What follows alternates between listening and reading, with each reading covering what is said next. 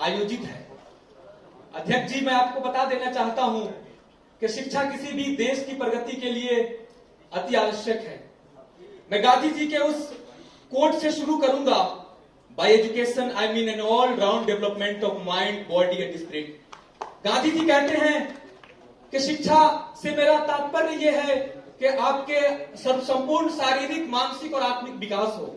जब मैं इस नई शिक्षा नीति के ड्राफ्ट को पढ़ता हूं तो मुझे लगता है कि यह नई शिक्षा नीति संपूर्ण शारीरिक, मानसिक और आत्मिक विकास को आगे ले जाने वाली शिक्षा नीति है। अध्यक्ष जी, मैं इस शिक्षा नीति के एक एक ड्राफ्ट, एक एक पॉइंट्स को आपके बीच रखूंगा तो आपको लगेगा कि यह बिल्कुल गांधी के दर्शन के अकॉर्डिंग है। मेरे पास दो मॉडल्स हैं, एक गांधी का मॉडल है, एक प्लेटो का मॉडल है।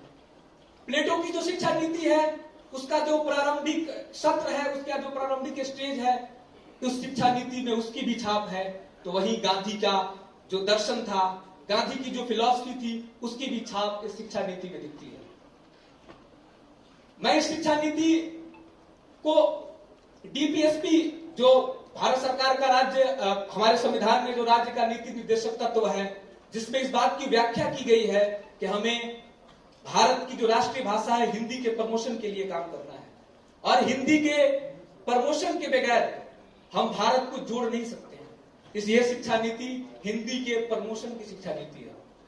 यह शिक्षा नीति उस पुरानी व्यवस्था को परिवर्तन करने की नीति है जिसमें 10+2 की बात की गई थी। अध्यक्ष जी, मैं आपको बता देना चाहूंगा कि जो 10+2 वाली जो नीति थी, इसने हमारी शिक्षा व्यवस्था के अंदर एक बड़ा होल किया है। हमारी जो गुणवत्तापूर्ण शिक्षा थी, उसमें बहुत बड़ा जो एक होल था, वो 10+2 शिक्षा नीति के जरिए था। और जो हम ये घिसी पिटी 1986 की जो शिक्षा नीति पर अमल कर रहे थे, उसको बदलने वाली शिक्षा नीति है, जिसने 5+3+3+4 के पैटर्न को अपनाया है। ये शिक्षा नीति गुणवत्तापूर्ण शिक्षा को प्रमोट करने की नीति है। ये शिक्षा नीति भारत को वैश्विक पटल पर ले जाने वाली शिक्षा नीति है। इस शिक्षा नीति में जहां पर हिंदुस्तान को ग्लोबल लीडर बनाने की बात की गई है, ग्लोबल लीडर बनाने की कवायद है इस शिक्षा नीति में, वहीं क्वालिटी एजुकेशन पे की बात की गई है। इस शिक्षा नीति में 6th क्लास के बाद से ही वोकेशनल ट्रेनिंग और इंटर्नशिप की बात की गई है। पुरानी जो शिक्षा नीति थी, उसमें हम 10th से पहले इंटर्नशिप और वोकेशनल कोर्सेज के बारे में सोच भी नहीं सकते थे। लेकिन इस शिक्षा नीति ने हमारे सामने 6th क्लास से ही कोडिंग और वोकेशनल कोर्सेज और इंटर्नशिप की व्यवस्था की है। इससे हमारे देश के जो छात्र हैं, उनको 6वीं कक्षा से ही, 6वीं क्लास से ही वोकेशनल ट्रेनिंग की शुरुआत हो जाएगी। मैं इस ड्राफ्ट को जब आगे पढ़ता हूं तो हमें एक बात देखने को मिलती है कि 5 क्लास तक लोकल जो लैंग्वेज होती है, जो क्षेत्रीय भाषा होती है, क्षेत्रीय भाषा में एजुकेशन की बात की गई है। अध्यक्ष जी, मैं आपको बता देना चाहता हूं कि हमारे पास चाइना और जापान का मॉडल है। चाइना और जापान जैसे कंट्रीज इस वजह से आज इतने आगे हैं क्योंकि उनकी जो प्रारंभिक शिक्षा है वो लोकल लैंग्वेज में होती है। जब तक हम लोकल लैंग्वेज को प्रमोट नहीं करेंगे, जब तक हम कंटेंट को लोकल लैंग्वेज में ट्रांसलेट नहीं करेंगे, तब तक हम अपने टैलेंट को नहीं निखार सकते। और ये शिक्षा नीति उस टैलेंट को निखारने वाली शिक्षा नीति है जो 5वीं क्लास तक लोकल लैंग्वेज के प्रमोशन की बात करती है। अध्यक्ष जी, इसका एक और फीचर है, इसमें 10th के बाद जो स्ट्रीम का सिस्टम होता है, आप एक ही संकाय में पढ़ सकते हैं। मिसाल के तौर पर अगर आप अगर आप आर्ट्स के विद्यार्थी हैं तो सिर्फ आर्ट्स के सब्जेक्ट ले सकते हैं। मैं आपके माध्यम से पूरे सदन को बता देना चाहता हूं कि इस शिक्षा नीति ने स्ट्रीम सिस्टम को खत्म किया है। अगर आपको इतिहास में रुचि है और मैथ्स में भी रुचि है तो आप 10th के बाद इतिहास भी पढ़ेंगे और मैथ भी पढ़ेंगे। आपको अब स्ट्रीम की बाध्यता खत्म कर दी है इस शिक्षा नीति ने। इस शिक्षा नीति ने हिंदुस्तान के छात्रों को, भारत के बच्चों को ग्लोबल सिटीजन बनाने की तरफ कदम बढ़ाने की में रहनुमाई की है, मार्गदर्शन किया है। 6th क्लास से ही कोडिंग की व्यवस्था की गई है। अब हमारे बच्चे 6th क्लास से ही आर्टिफिशियल इंटेलिजेंस और कोडिंग से फेमिलियर होंगे। और उनको ये जानकारी 6 क्लास से ही मिलने लगेगी। इसके अलावा इस शिक्षा नीति में जितने कंटेंट हैं उसको लोकल लैंग्वेज में ट्रांसलेशन की बात की गई है। लोकल लैंग्वेज में ट्रांसलेट करके और आम जनमानस तक पहुंचाया जाएगा ताकि वो हर कंटेंट को अपनी भाषा में समझ सके और उनकी जो समझ है वो दीर्घ हो सके, उनकी जो समझ है वो काफी कॉम्प्लेक्स हो सके। बसर भाई, अध्यक्ष जी, मैं आपके माध्यम से पूरे सदन को बता देना चाहता हूं कि सरकार अब शिक्षा पर, नई शिक्षा नीति पर 6% जीडीपी खर्च करने जा रही है। 6% जीडीपी सरकार करने जा रही है। अध्यक्ष जी, मैं आपको बता देना चाहता हूं कि हमारे देश में सुसाइड के केसेस, अध्यक्ष जी मैं आपके माध्यम से पूरे सदन को बताना चाहता हूं कि हमारे देश में जो सुसाइड के केसेस होते हैं, कई बच्चे बोर्ड एग्जाम्स के प्रेशर में सुसाइड करते हैं। इस शिक्षा नीति ने बोर्ड एग्जाम के प्रेशर को खत्म करने का काम किया है। अब नई व्यवस्था के अनुसार सरकार साल में 2 बार बोर्ड की परीक्षा ले सकती है। बोर्ड का जो पैटर्न था वो काफी इजी कर दिया गया है। अब इससे छात्रों के ऊपर, स्टूडेंट्स के ऊपर जो एक्स्ट्रा बर्डन होता था कि वो 2 या 3 महीने की पढ़ाई करके बोर्ड एग्जाम पास कर लेते थे या फिर 2-3 महीने की वो पढ़ाई करते थे, अब वो पूरे साल पढ़ाई करेंगे। इससे हमारे देश में क्वालिटी ऑफ एजुकेशन को प्रमोशन मिलेगा। हमारा देश दुनिया में सबसे ज्यादा नौजवानों वाला देश है, लेकिन आज फिर भी हमारे देश में हम ओलंपिक में सबसे कम मेडल्स लाते हैं, हम कॉमनवेल्थ गेम्स में काफी कम मेडल्स लाते हैं। इसकी बड़ी वजह यह है कि हमने एक्स्ट्रा कैरिकुलर एक्टिविटीज को पीछे रखा है, हम उसको मेन सब्जेक्ट नहीं मानते हैं। खेलों के प्रमोशन के लिए बहुत ज्यादा काम नहीं किया गया है पुरानी सरकारों के द्वारा। पुरानी जो नीतियां थी वो खेलों के प्रमोशन में बहुत ज्यादा काम नहीं करती थी। इस वजह से हम कॉमनवेल्थ गेम हो, एशियंस गेम्स हो या फिर ओलंपिक गेम्स हो, काफी कम मेडल्स लाते थे। हमारे पास अमेरिका का मॉडल है, हमारे पास चाइना का मॉडल है। अब सरकार कि एक्स्ट्रा करिकुलर एक्टिविटीज को मेन सब्जेक्ट में लाने जा रही है। अब भारत भी अमेरिका और चाइना के साथ खड़ा होगा ओलंपिक में और उनके बराबर मेडल जीत करके लाएगा।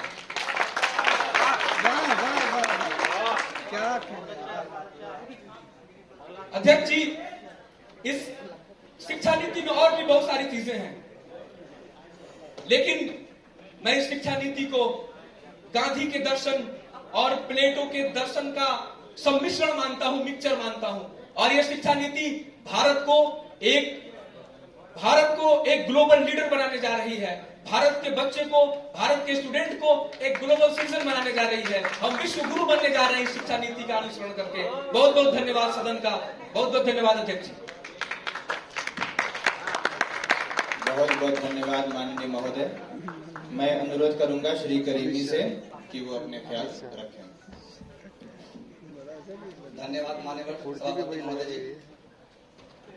हमारे माननीय लीडर साहब ने नई शिक्षा नीति के बातों को पूरे डिटेल से बताया कि हम कहां जाएंगे और कहां जाने की कोशिश में हैं। ये शिक्षा नीति 640 पन्नों की रिपोर्ट है, जिसमें UNESCO, world bank, international monetary fund का जिक्र किया गया है और साथ ही साथ याद भी किए गए हैं वो शख्सियत जैसे चरक, सुश्रुत, आर्यभट्ट, पतंजलि, समुद्रगुप्त, ब्रह्मगुप्त।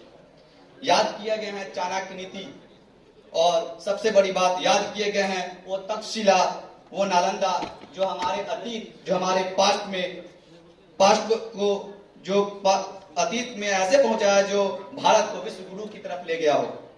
और आज उसी मसौदे के तहत एक नया सवेरा हमारी नई शिक्षा नीति बता रही है। जो हम एक बार अतीत में जो विश्व गुरु थे, आज भी हमारी नालंदा विश्वविद्यालय दुनिया का वर्ल्ड यूनिवर्सिटी कहलाती थी, जो शिक्षा जगत का सबसे बड़ा एक एग्जाम्पल है दुनिया को। और आज हम कहाँ हैं?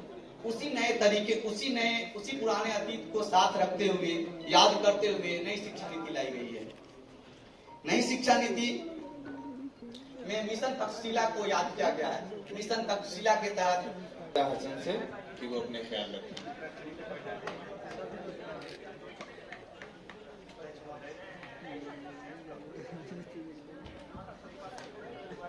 अध्यक्ष महोदय, लीडर ऑफ रूलिंग, आपको बता चुके हैं कि NEP पे हम किस किस चीज को जोड़ रहे हैं और किस किस चीज को हम अलग कर रहे हैं।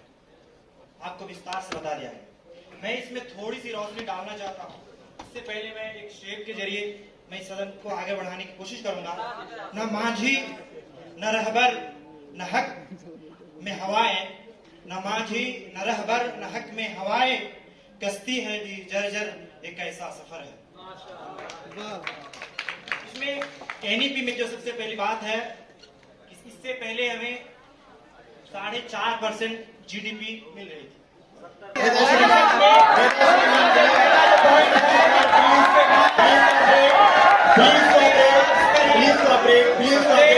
ये चीजें नहीं जा रही है। प्लीज श्रीमान प्राइम मेहरबानी, श्रीमान प्लीज धन्यवाद जी। आप 10-30 सेकंड में अपनी बातें कंप्लीट करें।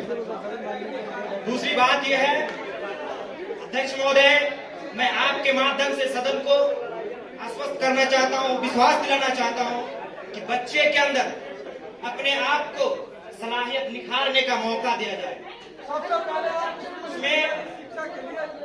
इसमें दूसरी बात है, बच्चे को आपको मौका दिया जाएगा, आप जोर दिया गया है। आपको स्कूल पर श्रीमान प्लीज कोई विद्यार्थी किसी दूसरे विद्यार्थी के साथ दुर्व्यवहार नहीं कर सकता है। इसलिए नहीं कर सकता है कि उसको अपोजिट बच्चे को भी, स्टूडेंट को भी उसका नंबर देना होता है। धन्यवाद, आपस में नंबर धन्यवाद, बहुत बहुत धन्यवाद, बहुत बहुत धन्यवाद।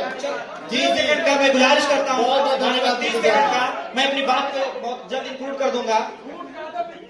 इसमें स्टूडेंट को जो है एक से दूसरे से उसका दुर्व्यवहार करने का मौका नहीं रहेगा। इसलिए एक से एक स्टूडेंट को उसको नंबर देने का किया गया है। श्रीमान 10 धन्यवाद धन्यवाद धन्यवाद धन्यवाद धन्यवाद अध्यक्ष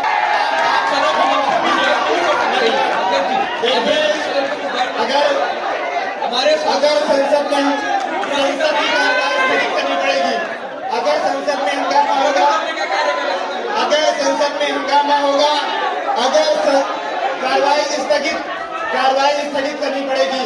माननीय आप बैठे प्लीज कॉपरेट। अगर इस तरीके से हंगामा होगा, संसद नहीं चल पाएगा, कार्रवाई स्थगित करनी पड़ेगी। आपको मौका दिया जाएगा, आपको प्लीज कॉपरेट। देखिए ये चीजें रिकॉर्ड पे नहीं है, अपोजिशन वालों का ये चीजें रिकॉर्ड पे नहीं जा रही है, प्लीज रिकॉर्ड पे नहीं है। धन्यवाद जी। टीचर को 4 साल का एक्स्ट्रा ट्रेनिंग दिलाया जाएगा, धन्यवाद शिक्षित किया जाएगा। मुखर्जा जी धन्यवाद। हमें आपके खिलाफ कार्रवाई करनी पड़ेगी, बराए धन्यवाद। श्री सोहरा बालम